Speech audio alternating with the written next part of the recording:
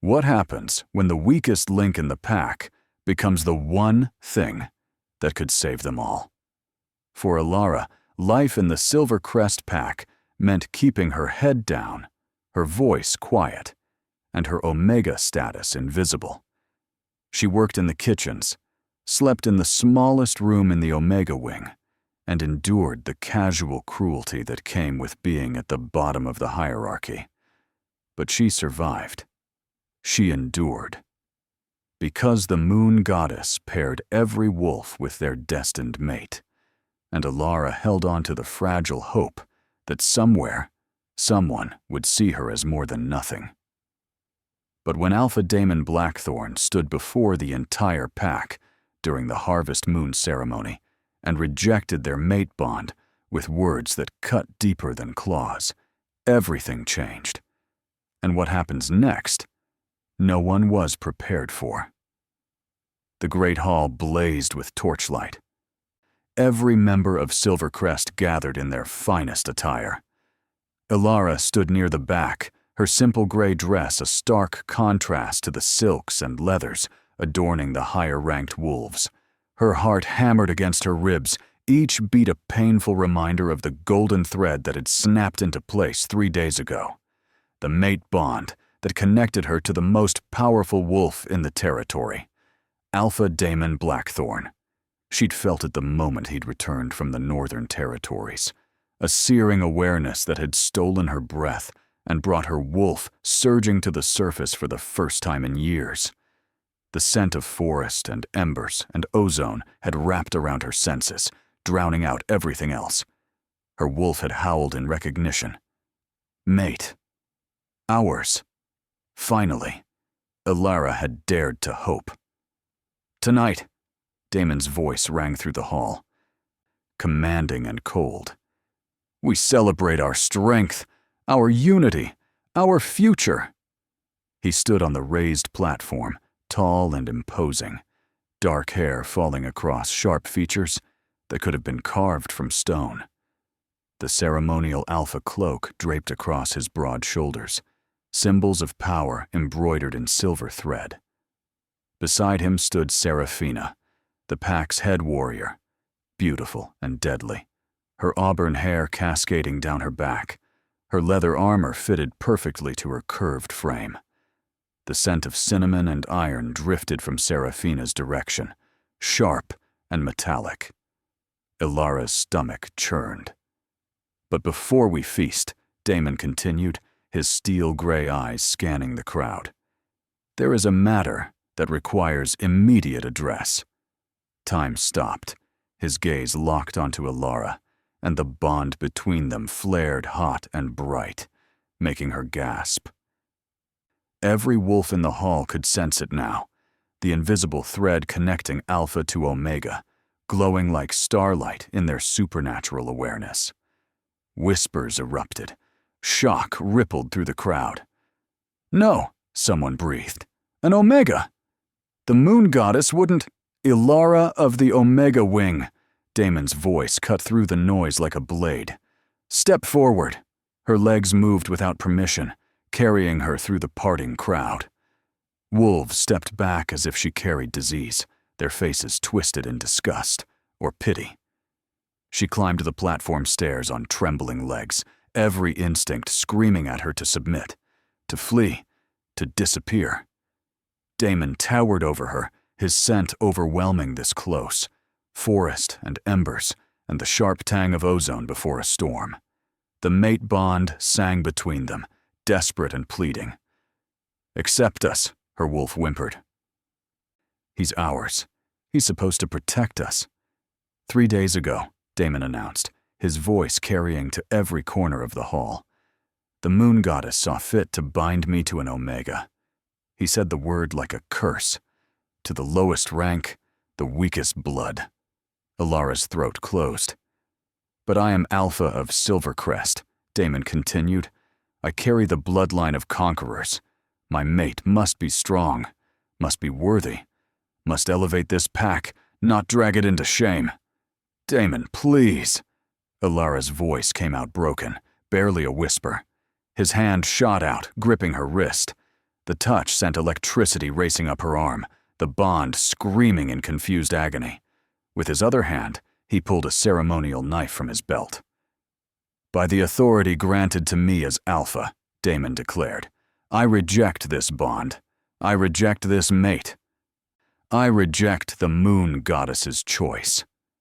He pressed the silver blade to the mate mark that had appeared on her inner wrist 3 days ago. A delicate crescent moon that had glowed softly every time she looked at it. The silver burned against her skin. "I, Damon Blackthorn, Alpha of Silvercrest, sever this bond." He dragged the blade across the mark. Ilara screamed. It wasn't the physical pain, though the silver seared like acid through her veins. It was the bond shattering inside her chest, fracturing into 1,000 pieces of glass that shredded everything in their path. Her wolf howled in anguish, a sound of pure devastation that echoed in her mind. She collapsed to her knees, clutching her chest as agony tore through her. The golden thread that had connected them unraveled, each strand snapping with a crack she felt in her bones. The hall fell silent except for her gasping sobs. Damon stepped back, his face impassive. The mate mark on his own wrist faded to a scar. "Remove her from Packlands," he ordered the guards stationed at the platform's edge. "She is no longer Silvercrest. She is nothing." Orchestrated narrative progression through dramatic confrontation and exile. Good start. I'm at about 850 words so far. I need to continue with guards removing her parents, refusing to help cast out into lethal conditions, then move into Act 2. Let me continue while maintaining the emotional intensity and sensory details. Strong hands gripped Ilara's arms, hauling her to her feet. She couldn't see through her tears, couldn't breathe past the suffocating pain in her chest. The guards dragged her down the platform stairs, her legs refusing to support her weight. "Mother!" she gasped, catching sight of Lydia standing among the crowd. "Father, please!" Marcus and Lydia stood frozen, their faces pale. For a moment, Ilara thought she saw something flicker in her mother's eyes. Grief, maybe, or regret. But then Marcus turned away, pulling Lydia with him. They disappeared into the crowd. "No," Ilara sobbed. "Please, I have nowhere." "You should have thought of that before you tried to trap our Alpha with your Omega tricks," one guard snarled, his breath hot against her ear. "I didn't. I never." They hauled her through the Great Hall doors and into the bitter night. Snow fell in thick sheets, the winter storm that had been threatening for days finally breaking. The temperature had already dropped below freezing, the wind howling through the trees with a sound like wolves mourning. The guards dragged her to the northern border, the edge of Pack territory, where the mountains rose steep and unforgiving. Beyond lay the waste, a stretch of wilderness so harsh that even full-strength wolves avoided it during winter. "You have until dawn to cross the border," the lead guard said, releasing her roughly. She stumbled, barely catching herself before she fell face first into the snow. "If you are still on Silvercrest land when the sun rises, we have orders to kill you on sight." "But I can't," Ilara's voice cracked. "It's a blizzard. I'll freeze to death out there." The guard's smile was cruel. "Not our problem anymore." They turned and left, their footsteps crunching in the snow as they disappeared back toward the warmth and safety of the pack house. Ilara stood alone at the border, wearing nothing but her thin gray dress and worn slippers. The wind cut through the fabric like knives, stealing the heat from her skin. Her wrist still burned where the mate mark had been severed, the wound weeping blood that froze in scarlet streaks down her arm. She took one step forward, then another. The snow reached her knees, each step requiring monumental effort. Her muscles already ached, her joints stiffening in the cold. Behind her, the golden lights of Silvercrest faded into the storm. No one was coming to save her. No one cared if she lived or died. Good. Something whispered in the deepest part of her mind, a voice she didn't recognize, ancient and patient. Let them think you're gone. Let them forget. Ilara pushed deeper into the waste. Hours passed, or maybe minutes. Time lost meaning in the endless white. Ilara's body had stopped shivering, which some distant part of her mind recognized as a very bad sign. She'd learned about hypothermia from the pack healer, how the body shut down in stages, how eventually you stopped feeling cold at all, how you fell asleep and never woke up. She'd found shelter of a sort, the ruins of an ancient barn, half collapsed and barely standing against the wind. It kept the worst of the snow off her, at least. She'd curled up in the corner, pulling what remained of an old tarp around her shoulders. The scent of lavender and morning dew, her own scent, had faded to almost nothing, replaced by the smell of snow and decay and death approaching. This is it, she thought, oddly calm. This is how I die. Her wolf had gone silent after the rejection, retreating so far into her mind that Ilara wondered if the bond severing had killed that part of her too. Maybe that was a mercy. At least her wolf wouldn't have to experience this slow freezing, this gentle slide into nothing. Ilara's eyes drifted closed. I'm sorry, she thought to no one in particular. I'm sorry I wasn't stronger, wasn't better, wasn't enough. The darkness pulled at her, soft and welcoming. She let go. Warmth. That was the first thing Ilara registered as consciousness returned in slow, painful increments. Blessed, impossible warmth against her frozen skin. She tried to open her eyes, but her eyelids felt crusted shut. Her fingers wouldn't respond to her commands, numb and useless. But she could feel. Massive bodies pressed against her on all sides, radiating heat like living furnaces. The scent hit her next, aged oak and winter snow and pine, clean and crisp and powerful. It should have been familiar, but she couldn't place it through the fog in her mind. Ilara forced her eyes open and froze. Wolves surrounded her. Not pack wolves. These were enormous, easily twice the size of any wolf she'd ever seen. Their fur ranged from silver white to charcoal gray to pure black, thick and lustrous in the dim pre-dawn light filtering through the barn's broken roof. 1, 2, 3, 4. She counted them with growing disbelief. 5, 6, 7, 8, 9. 10 wolves, all massive and powerful, formed a protective circle around her. They'd positioned themselves between her and the walls, their combined body heat creating a pocket of warmth in the frozen ruins. Snow had drifted in through the gaps in the walls during the night. But none had reached her. The wolves had shielded her completely. They'd saved her life. Why? The largest wolf, the one pressed directly against her back, his heartbeat steady and strong against her spine, lifted his head. His eyes were amber gold, ancient and knowing. The scent of aged oak and winter snow intensified. We've been waiting for you, a voice said directly into her mind. Ilara jerked back in shock, but the wolf's presence in her consciousness remained steady, calm, reassuring. Don't be afraid, the voice continued. It was male, deep and resonant, carrying an authority that made her wolf finally stir. We are the Unchained. We are yours to command. We have searched for you for 500 years. Ilara's voice came out as a croak. I don't understand.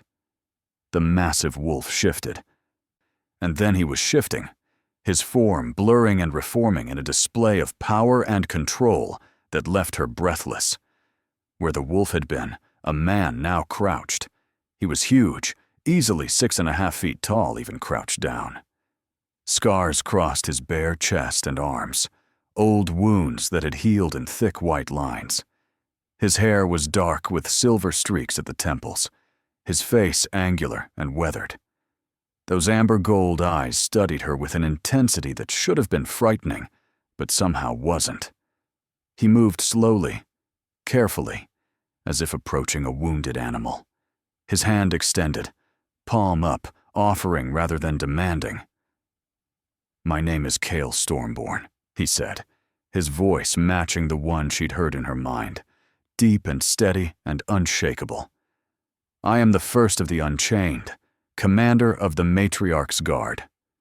His expression softened, something like wonder crossing his scarred features. "And you, little one, are exactly who we've been searching for." "I'm no one," Alara whispered. I was just an Omega. Now, I'm not even that." "No," Kyle's voice carried absolute certainty. "You are so much more than you've been allowed to know. Your parents bound your power when you were an infant. They locked away your true nature. They made you think you were weak." He gestured to the other wolves, still in their shifted forms, massive and alert. But the rejection shattered the binding. Even now I can feel it, your power waking up. The prophecy wasn't just legend, it was truth. His amber eyes blazed with fierce joy. "You are the Matriarch reborn. And we have been waiting to serve you since the day you were born." Kyle wrapped Alara in furs they'd brought, thick pelts of animals she couldn't identify, warm and soft against her abused skin.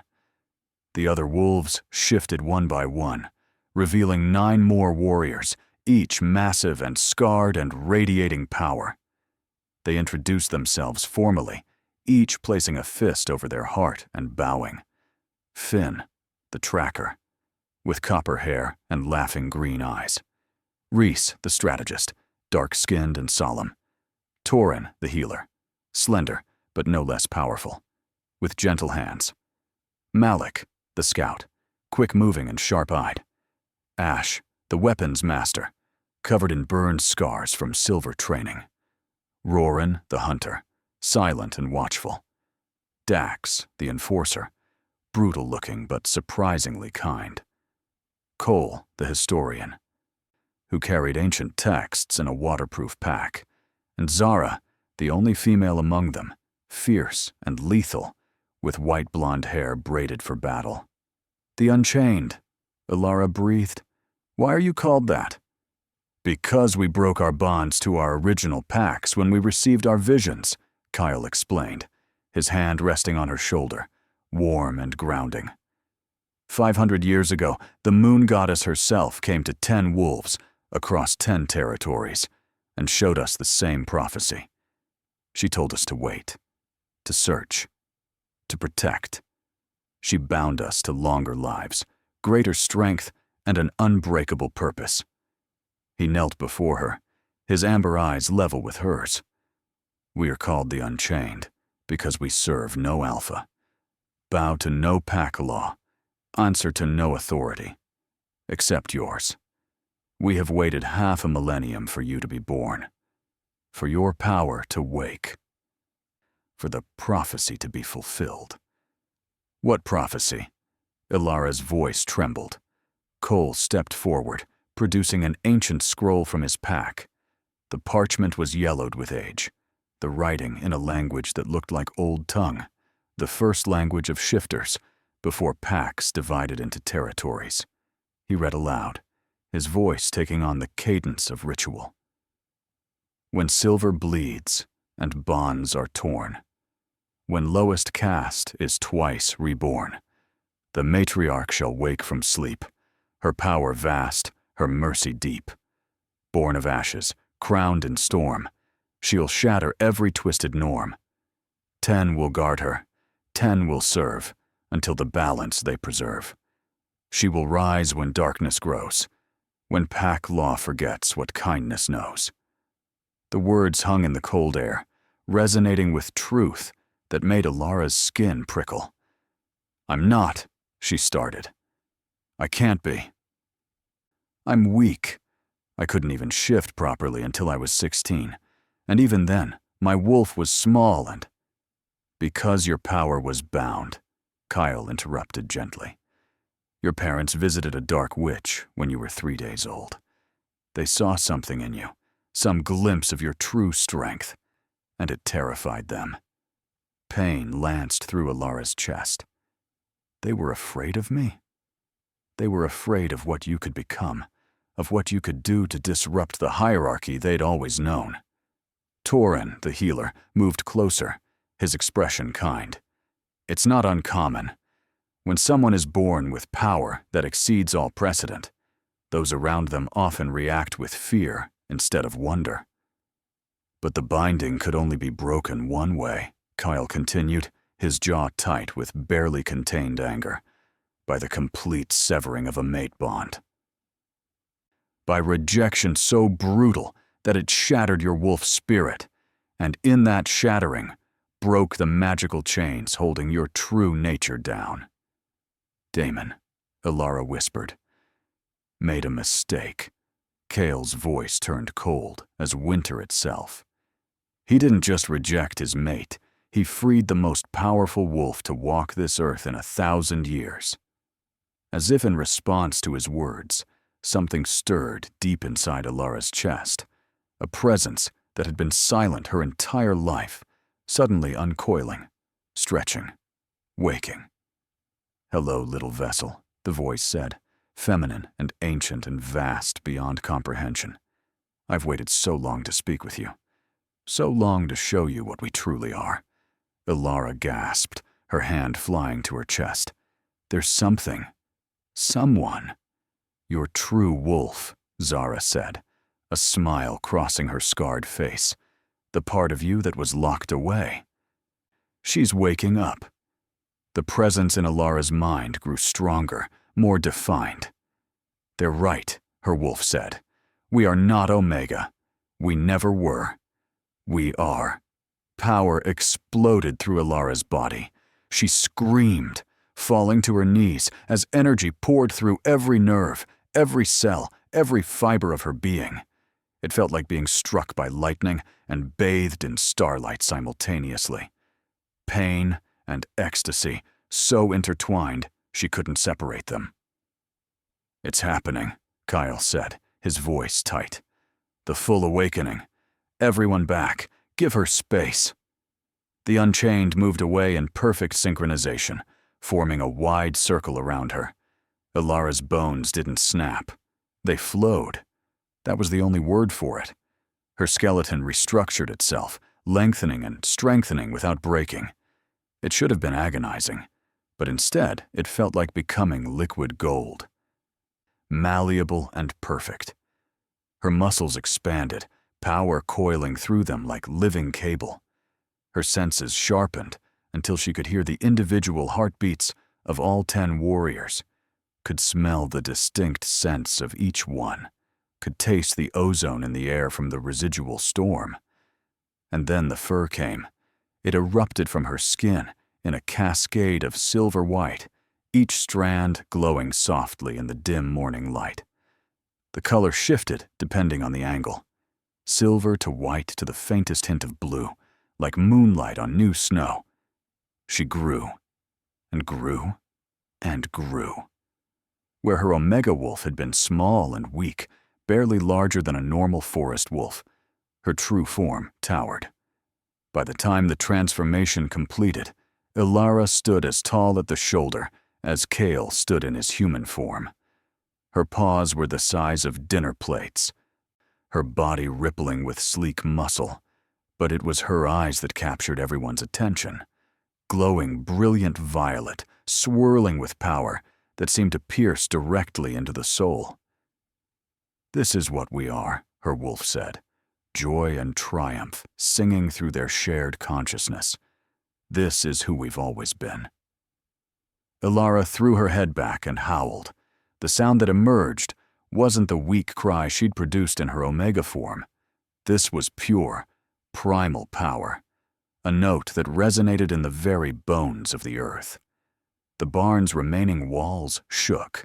Snow cascaded from the trees in the distance, and every wolf within 100 miles froze, heads snapping toward the sound, instincts screaming at them to bow, to submit, to to recognize the presence of something greater than any alpha. At Silvercrest, Damon Blackthorne stumbled mid-step, his wine goblet crashing to the floor as the howl echoed through his mind. The mate bond was severed, dead and gone, but something deeper recognized that call. Terror unlike anything he'd ever felt gripped his heart. What have I done? In the ruined barn, Ilara's howl faded into the morning air. The Unchained dropped to one knee as one, fists over their hearts, heads bowed in reverence. Kale's voice rang out, steady and absolute. All hail the matriarch reborn. All hail she who was cast out and rose again. All hail the silver moon, keeper of the ancient law, guardian of the broken, queen of those who have no home. As one, the Unchained spoke. We are yours, now and always. Ilara looked down at them, at these 10 warriors who had waited 500 years for her to exist, and something shifted inside her chest. Not a bond like the one that had been severed. This was different, deeper, chosen rather than fated. This is family, her wolf said softly. This is pack, not by blood or territory, but by choice, by loyalty freely given. Ilara shifted back to human form, another fluid, painless transformation, and found herself dressed in simple leather clothing that hadn't been there before. Magic woven into her very being. Rise, she said, her voice carrying a resonance that hadn't been there before. If you're mine, then I'm yours. No one kneels in my pack. Kyle looked up at her, amber eyes bright with unshed tears. As you command, matriarch. He rose, and the others followed. For the first time in her life, Ilara didn't feel small, didn't feel weak, didn't feel like she was taking up too much space or asking for too much simply by existing. She felt right. So, she said, trying for levity, even as her whole world restructured itself around this new reality. What happens now? Kale's expression turned serious. Now, we train you. Your power is awakened, but raw. You need to learn control. Learn what you're truly capable of. And then, a fierce smile crossed his scarred face. And then we make sure everyone knows that the matriarch has returned, that the old ways, the cruel ways, are ending, that a new order is coming. He held out his hand. If you'll have us. Ilara looked at the hand, at the warrior offering his allegiance, at the 9 others standing behind him, at the family she'd never thought she'd have. She took his hand. Let's get started. The days that followed blurred together in a haze of discovery and wonder. Kale led Ilara's training personally, waking her before dawn each morning to work on control. The first few shifts had been unpredictable, triggered by emotion rather than will. She'd ruined 3 sets of clothing before Torin figured out how to weave magic into the fabric, making it shift with her. Focus on the feel of your skin, Kale instructed, circling her in the clearing they'd claimed as training ground. Not the change, the essence of being human versus wolf. Your form is just a choice, not a transformation. Do you understand the difference? Ilara closed her eyes, reaching for that place inside herself where her wolf waited. Show me, she thought. Like this, her wolf responded. She felt it then. The shift, not as a painful process, but as simply choosing one form over the other, like deciding to stand instead of sit. The change rippled through her, effortless and natural. Good. Kale's voice held approval. Again. Faster. By the end of the first week, Ilara could shift in the space of a heartbeat, her forms flowing from one to the other with barely a pause. But it was the other abilities, the ones she hadn't known existed, that truly amazed her. All matriarchs have had empathic gifts, Cole explained, his ancient texts spread across a flat boulder they'd claimed as a library. You can feel what others feel, sense their emotions, even read their intentions. How do I? Alara started, but Finn interrupted with a laugh. Just try. Here, tell me what I'm feeling right now. Alara focused on him, reaching out with senses she hadn't known she possessed. She could feel it, a warm, bright energy radiating from the copper-haired wolf. Joy, excitement, and underneath it, fierce protectiveness. You're happy, she said slowly. And you're proud of me. Finn's grin widened. Told you. She's a natural. The healing ability emerged during her second week, when Rhys injured himself during combat training. Alara's hands had moved without thought, pressing against the gash on his arm. Silver light poured from her palms, and the wound knitted itself closed in seconds. Incredible, Torin breathed, examining the healed skin. There's not even a scar. Can all matriarchs do this? Alara asked. Not to this extent, Cole said, making notes in his journal. Your healing ability is unusually strong, perhaps because you yourself were so recently broken and rebuilt. But it was the command ability, the one Kyle called the voice, that proved most challenging. It's not about forcing others to obey, Zara explained during training.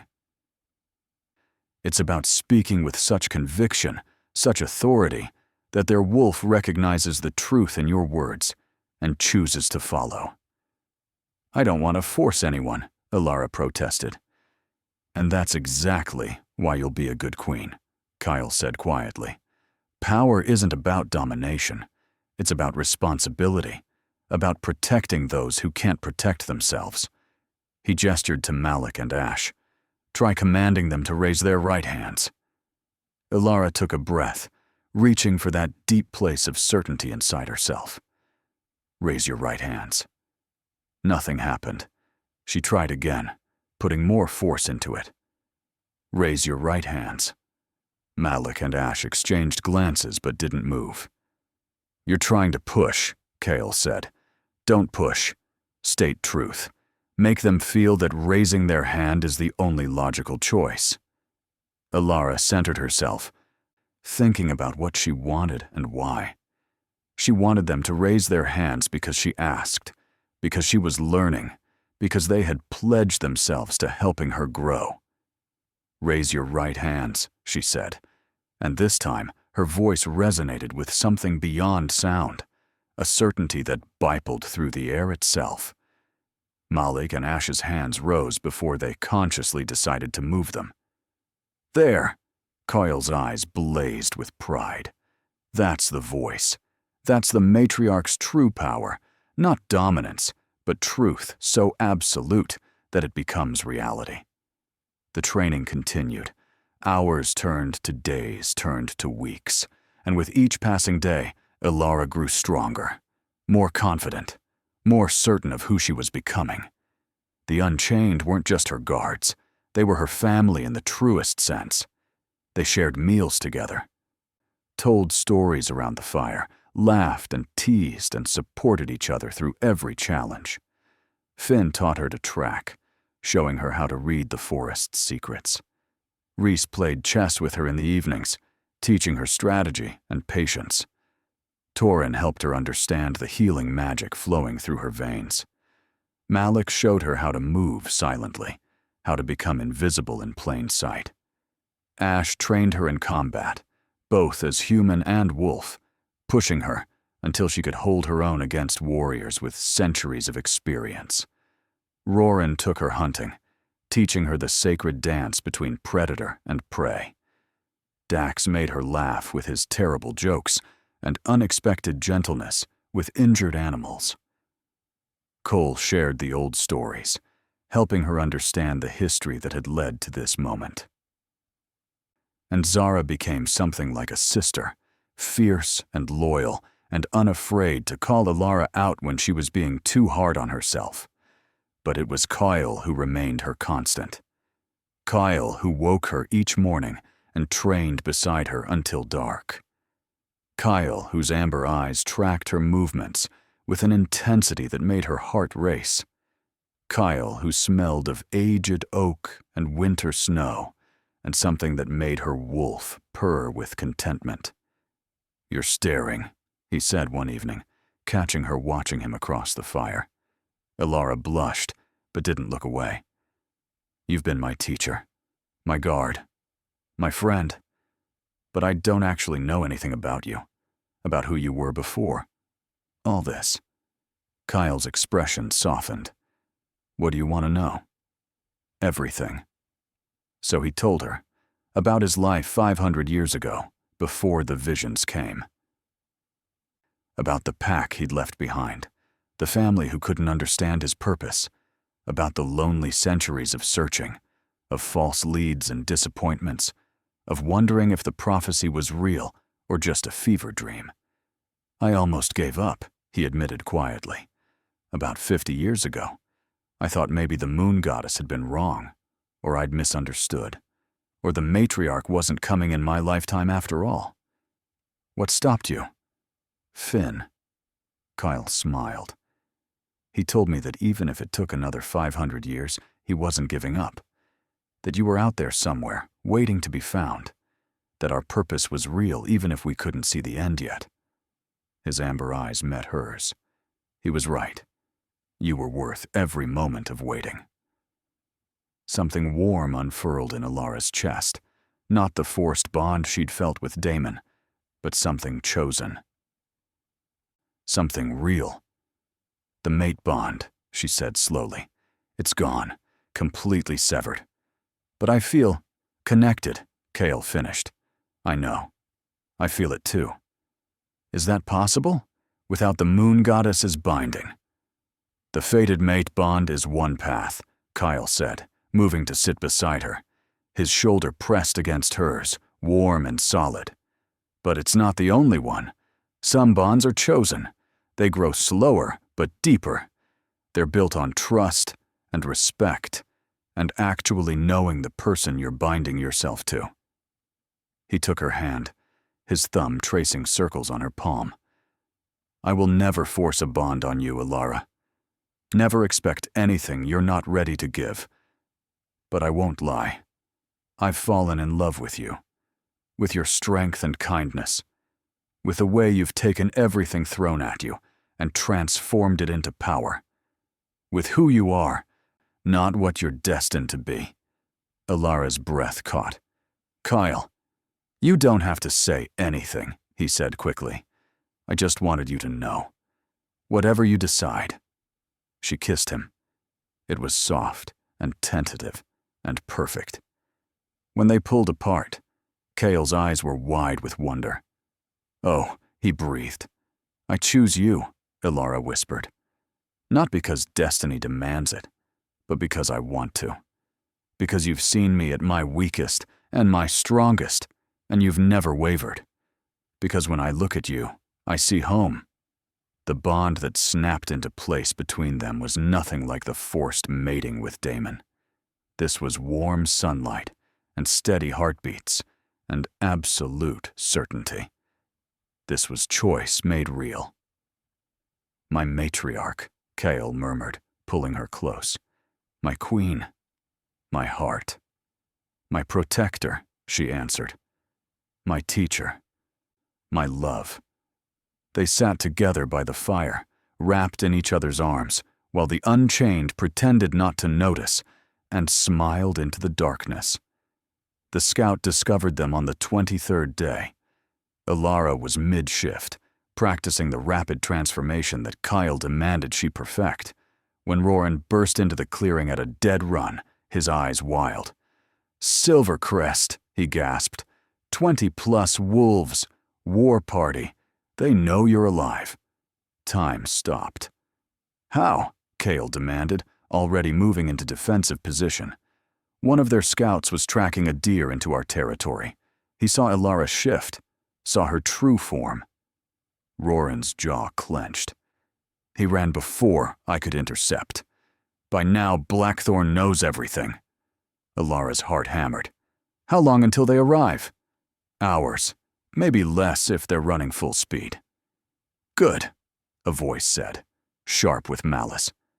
They all turned to see Seraphina standing at the clearing's edge, flanked by 5 of Silvercrest's elite warriors. The scent of cinnamon and iron and blood hung thick in the air around her. I told Damon his little Omega couldn't have survived the waste alone, Seraphina purred, her auburn hair gleaming in the afternoon sun. I told him something was protecting you, hiding you. She shifted, and her wolf was beautiful. Russet and gold, large for a female but still smaller than any of the Unchained. So I decided to come ahead, to see for myself what all the fuss was about. Her eyes locked on Alara, narrow with hatred. You should have died. You should have frozen in that storm and saved us all the trouble of dealing with Damon's mistake. Alara felt her wolf surge forward, protective and furious. You think I'm a mistake? I think you're an Omega who got lucky, Seraphina snarled. Who found some powerful guards to play with. But you're not special. You're not. She lunged. Alara shifted mid-breath, her silver-white form erupting in a cascade of power. She met Seraphina's attack head-on, and the force of their collision sent the warrior flying backward 20 feet. Seraphina hit the ground hard, rolling to her feet with a snarl. She charged again, claws extended, and Alara simply batted her aside with one massive paw. It wasn't even a fight. Seraphina, who had trained her entire life in combat, who had won countless battles and claimed the title of head warrior through blood and skill, couldn't touch Alara. Every attack was deflected effortlessly. Every lunge was anticipated and countered. Submit, Ilara's voice rang out, resonating with absolute authority. Seraphina's wolf tried to resist, but her legs buckled anyway, her body forcing her into a submissive crouch against her will. The warrior whimpered, not in fear, but in fury at her body's betrayal. The other 5 Silvercrest warriors had taken defensive stances, but they made no move to attack. They'd seen what Alara was, what she could do. They knew they stood no chance. The matriarch, one breathed, awe coloring his voice. Impossible, another whispered. The matriarch was just a legend. She's no legend, Kyle said, shifting to human form and moving to stand beside Alara. She's very real, and you will show her respect. Alara shifted back as well, magic clothing her body in black leather armor that hadn't existed a moment before, another gift of her awakened power. She walked slowly toward Seraphina, each step measured and deliberate. You wanted to see what the fuss was about, Alara said softly. So look. She released the suppression she'd been holding on her power. Just a fraction. Just enough. Silver light erupted around her, and every wolf in the clearing gasped as the pressure of her dominance slammed into them. It wasn't forced submission. It was simply recognition. Like looking at the sun and knowing it was bright, or feeling gravity and knowing you couldn't fly. This was undeniable truth made manifest.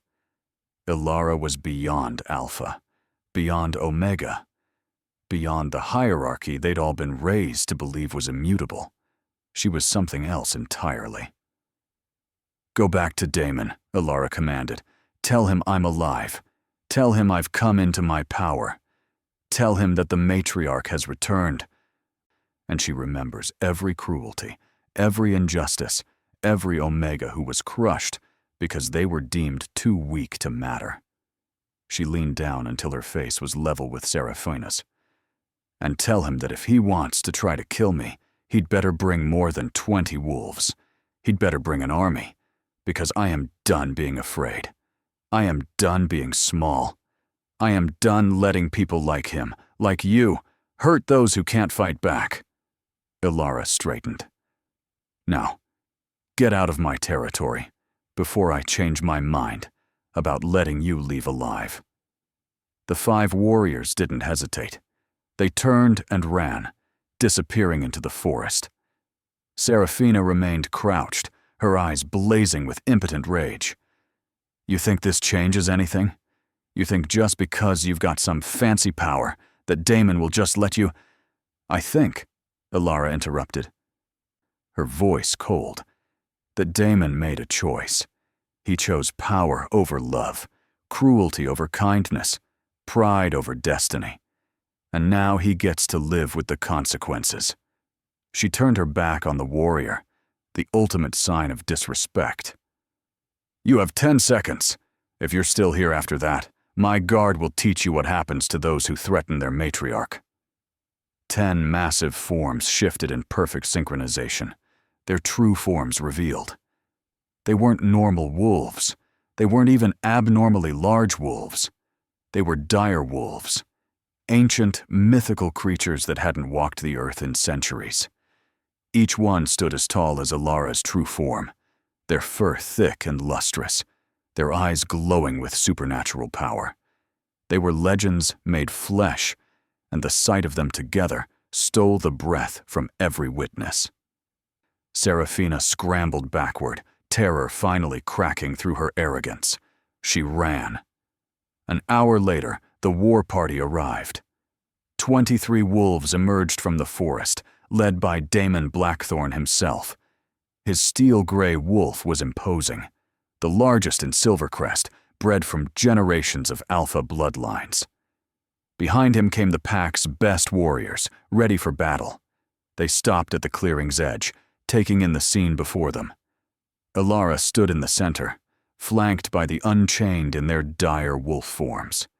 She was in human form, dressed in her black leather armor, silver light dancing across her skin. Her violet eyes blazed with power. Damon shifted first, standing tall and proud despite the obvious tension in his shoulders. The scent of forest and embers and ozone wafted from him, once intoxicating, now just familiar. Empty of the pull it had once held. "Alara," he said, and was there actual pain in his voice? "What have you become?" "What I always was," she answered simply. "What you were too blind to see." Damon's jaw clenched. "The binding? Your parents really did it." "To protect the pack from me," Alara said bitterly. "Because a powerful Omega would disrupt the natural order. Better to keep me weak and broken than risk upsetting the hierarchy." "I didn't know," Damon said, and he actually sounded sincere. "If I had, would it have mattered?" Alara challenged. "Would you have accepted an Omega mate even if you'd known I was powerful? Or would you have been even more threatened, even more determined to reject me?" Damon flinched. "You had one job," Alara continued, her voice hard. "The moon goddess gave you a destined mate, and your job was to protect her, to honor her, to love her. Instead, you humiliated me publicly, cast me out to die, and didn't lose a single night of sleep over it." Damon started, but Seraphina burst from the tree line, shifting mid-leap to land beside him. "Don't listen to her," the warrior snarled. "She's nothing but an Omega with delusions of grandeur. She's got some impressive guards, sure, but we outnumber them 2-1. We can take them!" She lunged at Alara without warning, claws extended, murder in her eyes. Alara didn't even shift. She simply raised one hand, and Seraphina froze mid-air as if she'd hit an invisible wall. "Enough," Alara's voice resonated with absolute authority. Seraphina dropped to the ground, her body forced into submission so complete that she couldn't even whimper. Every wolf in the clearing felt the weight of that command. Even Damon's legs trembled with the instinctive urge to bow. "I am tired of your hatred," Alara said, walking toward Seraphina slowly. "Tired of your cruelty. Tired of watching you tear down others to make yourself feel powerful." She knelt beside the immobilized warrior. "So here's what's going to happen. You're going to return to Silvercrest, and you're going to be stripped of your rank. You will serve in the Omega Wing for 1 full year, learning what it means to be at the bottom. Learning empathy, learning kindness, learning that power without compassion is just tyranny with a different name.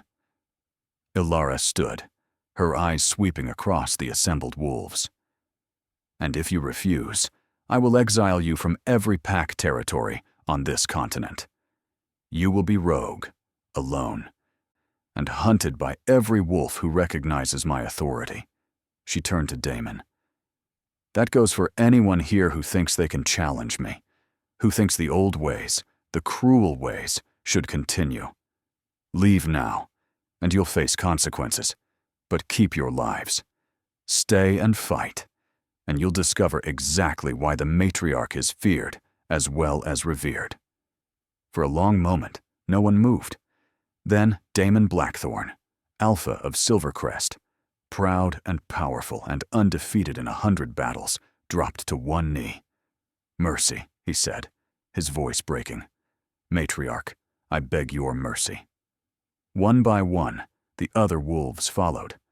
23 warriors knelt in the dirt, heads bowed, necks exposed in submission. "I was wrong," Damon continued, his eyes downcast. "I rejected you because I was afraid. Afraid that an Omega mate would make me look weak. Afraid that the pack would lose respect for me. Afraid that I couldn't control you." He looked up, and there were actual tears on his face. "But the truth is, I was weak. I am weak.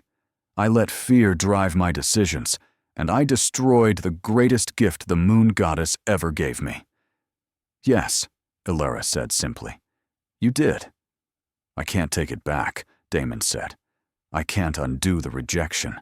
I can't erase your suffering.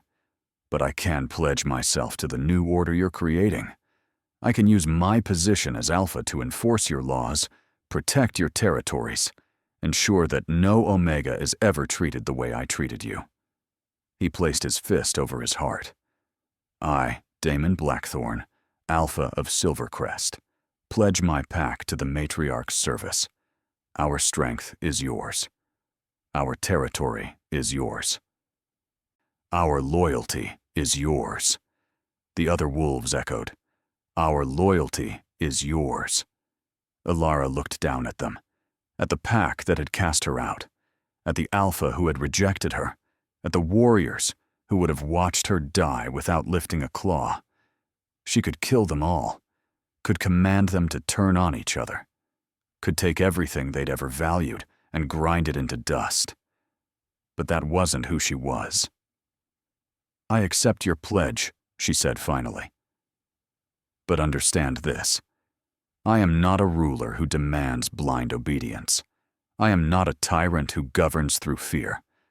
I am the matriarch, and my purpose is to protect those who cannot protect themselves, to give voice to the voiceless, to ensure that power serves justice, not pride." She gestured to the Unchained, who shifted to human form behind her. "These are my guards. These are my family. And together, we will reshape pack law. Omega status will no longer be synonymous with weakness. Rank will be earned through service and wisdom, not birthright. And any Alpha who abuses their power will answer to me." Ilara's eyes blazed with violet fire. "This is my territory now. These mountains, these forests, these lands that no pack could survive, they're mine. And anyone who is rejected, cast out, or hunted for being too weak or too different can seek sanctuary here, under my protection." She looked directly at Damon. "You will return to Silvercrest. You will implement new laws protecting Omegas. You will establish a council that includes representatives from every rank, not just Alphas and Betas. And you will send monthly reports on your progress." "And if we fail?" Damon asked quietly. "Then I will come," Ilara said, her voice soft but filled with absolute certainty. "And I will take Silvercrest from you, not with violence, but with the voice. I will command every wolf in your pack to leave you, and you will stand alone in the territory you once ruled." She leaned down, her face level with his. "Don't fail me, Damon, because you won't get a third chance. Damon bowed his head lower. "We won't fail you, matriarch." "Good." Alara straightened. "Now go, all of you, and spread the word. The matriarch has returned. The old ways are ending. A new era has begun." The wolves rose and left, moving quickly back toward Silvercrest territory. Only Damon lingered, his eyes finding Alara's one last time. "I'm sorry," he said. "I know it doesn't change anything." "But I am sorry." Alara nodded. "I believe you. But sorry isn't enough. Show me through your actions. Prove that you've changed. That's all I ask."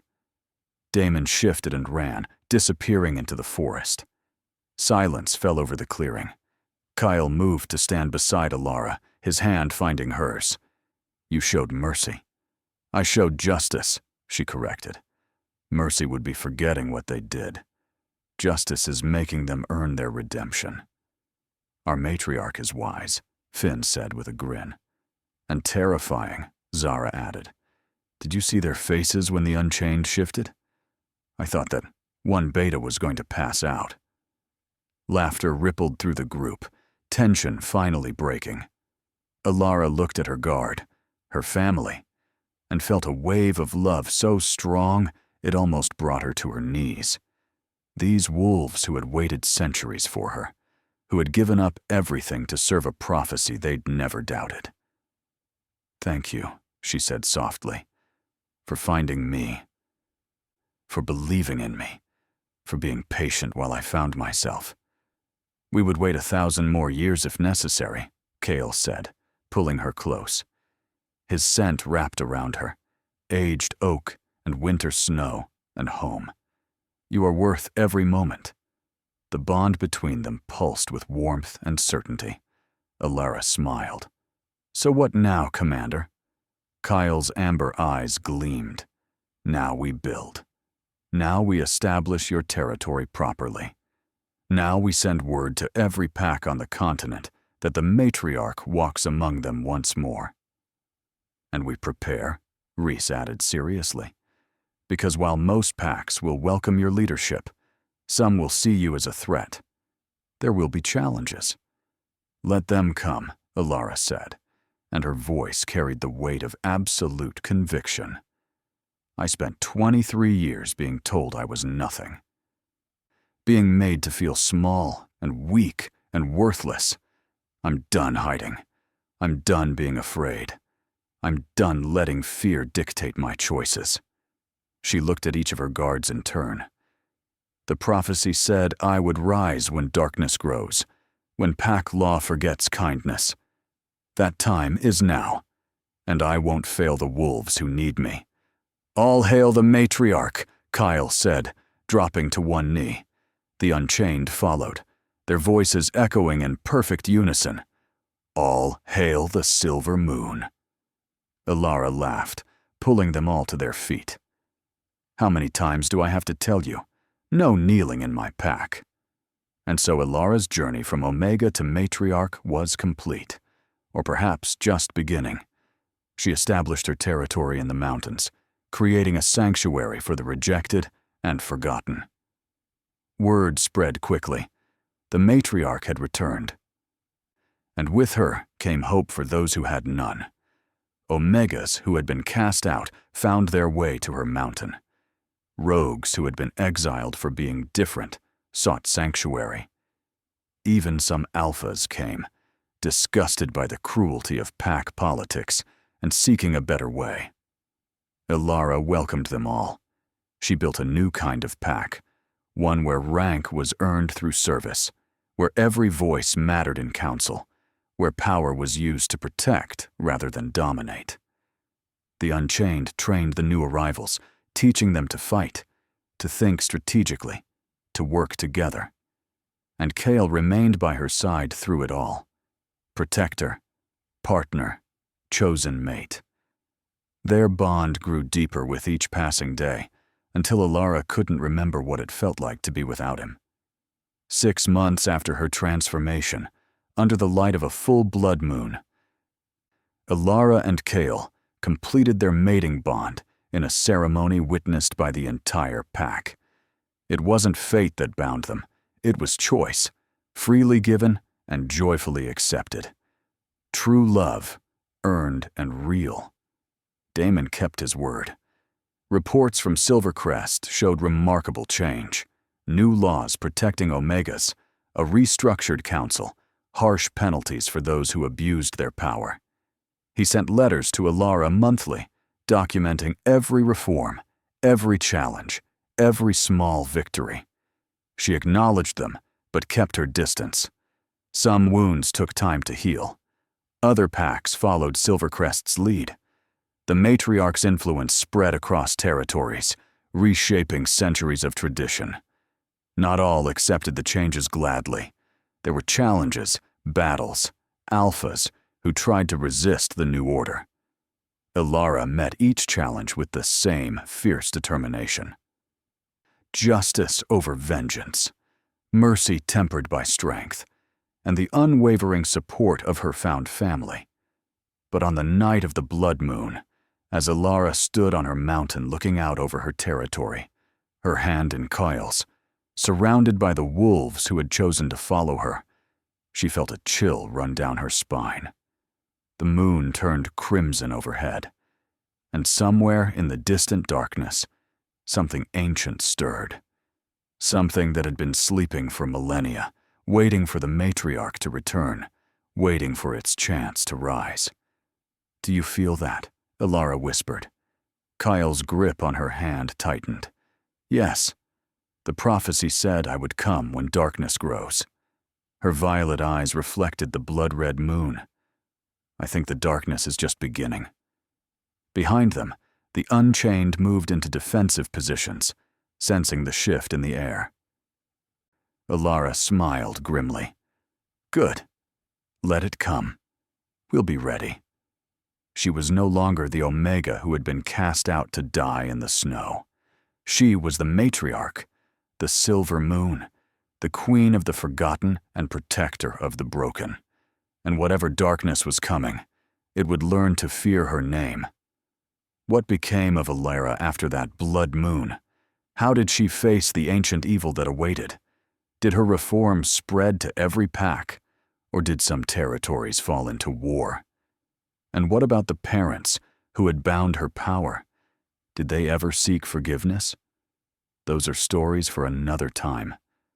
But the lesson remains clear. Power means nothing without compassion.